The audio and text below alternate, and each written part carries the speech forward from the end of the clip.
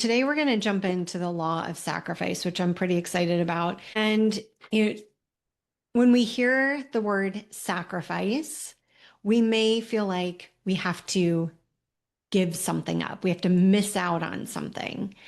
But the truth is, the law of sacrifice is letting go of the less to gain the greater. And we're going to go into a lot of examples today. And so, in order to achieve our goals, our dreams, our aspirations, there is sacrifice that's required. And so, some of the key concepts we're going to go through is that we do give up the less, sir, to gain the greater. We're going to focus on how the greater makes it easier to give up the lesser.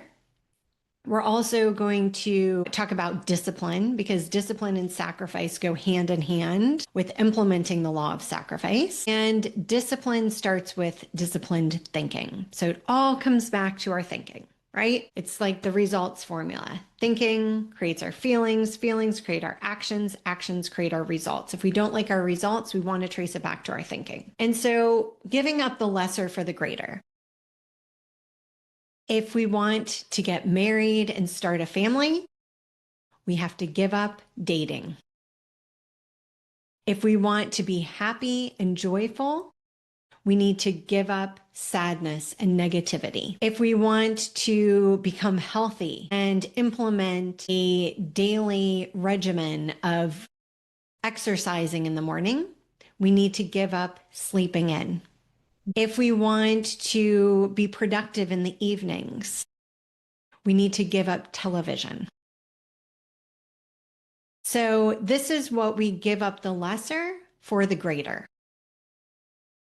And just like we can use the sports example for baseball. A baseball player has to give up first base in order to get to home run. And so when we go for goals and dreams and aspirations, there's always things of lesser vibration, lesser value that we need to sacrifice in order to step into the greater. And so this is what the law of sacrifice is. It doesn't mean that we necessarily have to miss out. It's that we let go of the lesser to step into the greater. And so a great question to ask ourselves is, what is a time in my life when I sacrifice something lesser for something greater? And so there is an element of sacrificing. There is an element of adjustment.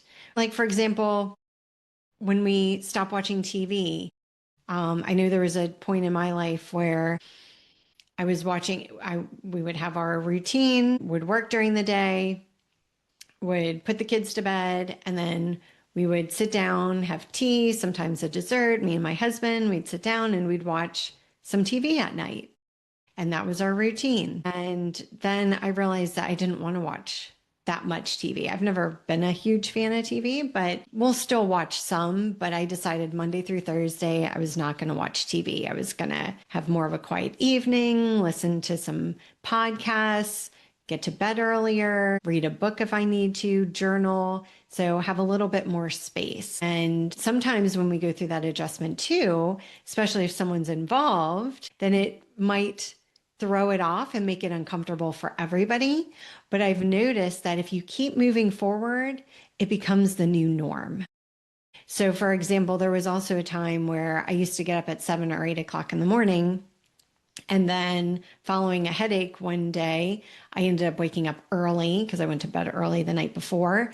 And it felt amazing having all this time in the morning for myself, and I wasn't rushed, and it just felt so much better. And so that was 2 years ago. And since then, I've been getting up earlier, and not always on the weekends, but definitely during the week. I get up around 5:30, and I have my routine. But when I first started getting up every morning, my husband was like, "Why are you getting up in the morning?" Because he noticed there was a change, and it was uncomfortable for him, and it was uncomfortable for me.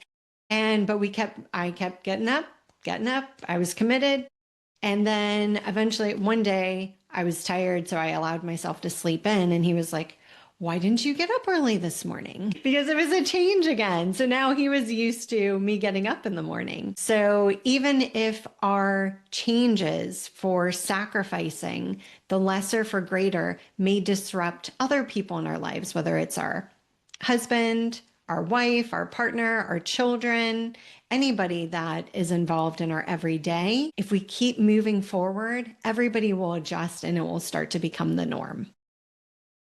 In order to move past that uncomfortableness of adjustment, it's important that we focus on the greater, right? We want to keep focus. Like, why am I doing this? What is my why? Why am I getting up, right? And so for me, when I was getting up earlier in the morning, mine was I'm telling myself and the universe I'm committed to this new version of myself. And so every time I get up when I don't want to, I am voting for the next level version of myself. And so that would pull me out of bed. And so it's really focusing on that greater. So that will really help us to move through any of that resistance, whether it's coming from internally or externally, just focusing on that greater. And there's so many different things that we can do, right? Like maybe, again, want to get up early so that we can work out. Maybe we want to move to a new place and create a new career or have a new experience. So what do we need to do is let go of the comfort of our existing experience. When I moved from New Jersey here to Virginia, it was something that we had thought about for 5 years on and off, and we decided to make the move. We had to sacrifice friendships there, being close to New York City, all the wonderful things our town had to offer. But what did we focus on the greater? Being close to our family, building a brand new home that had a lot more space for us, having a slower pace lifestyle for the kids where there were friendlier people. It wasn't such a cutthroat environment. And so it's continuing to focus on the greater because there's always things that we will need to leave behind in order to move forward to a better experience for ourselves. And so a question we can ask ourselves around this is, where in my life right now could I focus on the greater to make it easier to release something in service of my dream? Right? Because we want to go for the dream. We want to go for that seeking to express itself through us. And so discipline is key for this, just like getting up early in the morning, right? So I haven't gotten up at 5:30 Monday through Friday every single morning for the past 2 years. I would say probably 80 to 95% of the time I get up at that time, right? So we want to be disciplined, but we don't have to be perfect. And why I say this is because it's important to every morning I have the intention, get up, get up. There might be some mornings if I'm not feeling great, or there were some times during the summer where the kids were staying up later. I was staying up later. So I said, you know what, I'll get up at 6 instead of at 5 or 5:30 because it just doesn't make sense. And so, but my intention was always once the kids got back to school, again, I'm getting up at 5 o'clock in the morning. And so even if we fall off the wagon, right, for a lack of the better term, we want to show back up again. We don't want to, for example, some people, they go on diets and they're like, I'm going to eat and I'm not going to eat any sweets and I'm not going to eat any of this. I'm not going to eat any of that. And they're going along and they're just eating perfect. And then they go to a party and there's sweets there and they eat one sweet. And then they're like, well, forget it. I ruined it now. And so then they just eat a whole bunch of sweets and they're like, they never go back to the diet, right? It's like, have that sweet. All right. And then the next day, start back up again. We don't have to be perfect, but we want to be disciplined. And that means that we ultimately always return to the regimen. We always return to it. And so how does this start? How does this start and how does it continue? Is by disciplined thinking. It's really important that we focus on our thoughts. And Emerson encouraged us to stand guard at the portal of your mind, which I love that saying, stand guard at the portal of your mind. And that means that there's an area of our mind where things come in, whether that's what people say, the movies we watch, the music we listen to, anything that could trigger us. will start a chain of thoughts in our mind. So we want to stand guard, because I was somewhere the other day and someone mentioned something that was not in line with a belief and that I had. And so I was like, nope, I'm not believing that. And then I reiterated what my belief was to myself. It was around health and age and all that stuff. And so it's so important that we stand guard at the portal of our mind and we are conscious of what we allow ourselves to adopt with our thinking. If someone says something, do I want to adopt this? Or do I recognize that that's their belief? And what is my belief? And let me stand even stronger in my belief because it's more empowering for me. And so it's really important that we be disciplined with our thinking. For example, yesterday, towards the end of the day, I was starting to notice that I was having some negative thinking, and I was noticing it. And I was like, I think I'm just tired. I think it's time for bed, because that's what happens is sometimes when our feelings start to come in, it's like it can also affect our thoughts. Our feelings can also affect our thoughts. Like, yes, our thoughts create our feelings, but if we're not feeling well, if we're feeling tired, right? Because I got up early, I worked out. And so towards the end of the day, it's like, okay, it's time to go to bed. That's it. It's time to go to bed.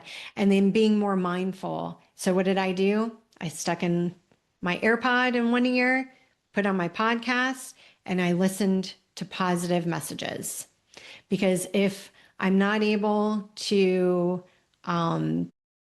necessarily, I don't want to say able to, because I'm always able to put positive affirmations, but it's okay to lean on a structure of support as well.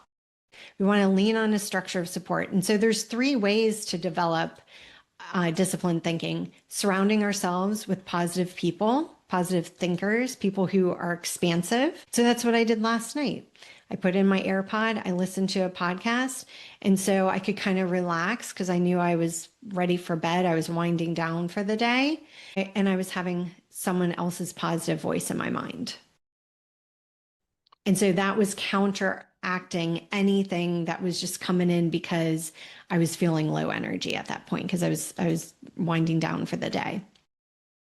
We also want to expose ourselves to positive input, right? So the podcast, magazines, music.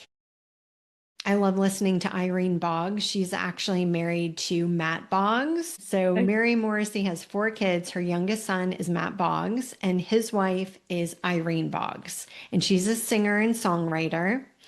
And she has Affirma Jams. And my kids know almost all the words of her songs, and they're all very positive. They're essentially positive affirmations. And you can find them on YouTube.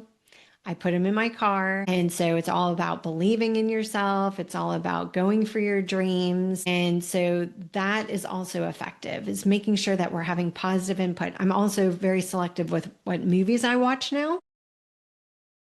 I'm also selective with what books I listen to, right? What conversations I have. So we want to make sure that we're having positive input, because as we're having positive input, it's like making deposits into our bank account. And then it's also important to identify where we want to stretch our thoughts. So we can always grow in another area, whether it's our health, our love and relationships, our vocation, how we give our talents to the world, and our time and money freedom. All of those are impacted based on our thinking. All of them. And so we can ask ourselves, where do I want to expand my thinking? Where can I benefit from better thinking? And so that's when we really are able to bring in disciplined thinking, and we're able to then recognize, with the law of sacrifice, what am I willing to sacrifice for the greater? And even if you make a list of like 10 things that you want to sacrifice and you start, okay, what's the easiest one? Let me get that off the list. What's the next one? If you want to let go of the hardest one first, you can do that too. But if you're feeling like you're a little bit too much resistance, you can be easy on yourself and just trust that as you evolve, you're going to be stepping into a greater version of yourself, and it's ultimately going to be impacting all areas of your life. If you're focusing on improving your family life, that's ultimately going to improve your work life. It's going to improve your health. It's going to improve your time and money freedom. And so, as we improve any area of our life, it's going to positively influence the other areas of our life. And that's the beautiful benefit of the work that we're doing.